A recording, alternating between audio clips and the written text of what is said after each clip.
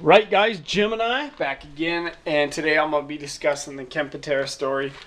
Oh, there goes click, click, click. Everyone just sign up for the video. No, it's not like that. It's not gonna be some boring ass VHS tape review that 14 people watch.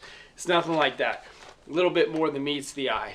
So pay attention for a minute and stay on the video and don't click it off so quick and don't be so judgmental. An old tape, boring, because that's the thing here in the YWC. If you don't have an exciting title, your audience won't stick with you. Well, God damn it, some of my titles aren't exciting, but you can bet that the content is from right here, right in my Gemini black heart, baby. Anyway, so yeah, I was watching the Patera story last night. I don't know why they necessarily call it a story, because it wasn't much of a story. They had one segment in here where Mean Gene was doing this thing where Patera was in prison for 2 years, and he came back. That's what I want to talk about. In this video, I don't know, the whole thing with kayfabe. They said that Patera was hungry in Wisconsin, and he went to a McDonald's one late night, and the McDonald's refused him service, so Patera picked up a rock and threw it through the window, and he went to prison for 2 years. And after I got done watching this, I was like, 2 years in prison for throwing a rock through a window? What?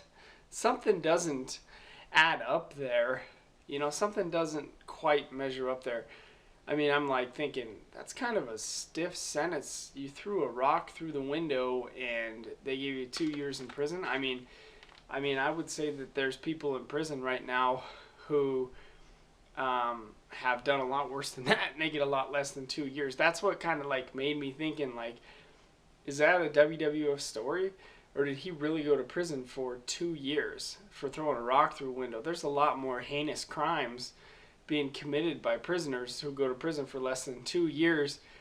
And so, anyways, point being on that, I was kind of like, 2 years in prison for throwing a rock through a McDonald's window. I don't think McDonald's is going to come down that hard on you as long as you buy them a window, or maybe you go to jail for 10 days or something for property destruction. But 2 years in prison for throwing a rock through a window, I don't think so. I think that was exaggerated. There's no way Patera spent 2 years in prison for throwing a rock through a window. It just, I don't know, it kind of tripped me out on that one. I don't necessarily think that that's 100% true. But yeah, anyways, this tape was 75 minutes, loaded with tons of early heel Patera matches.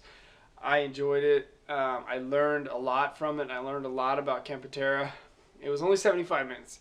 It was short, enjoyable watch, and watching something like this just makes me want to go and get more tapes, like right now.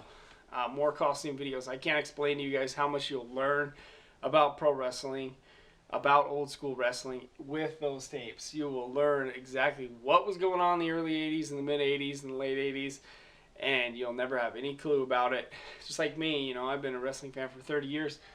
Pop that Patera story in, even though it's not really a story.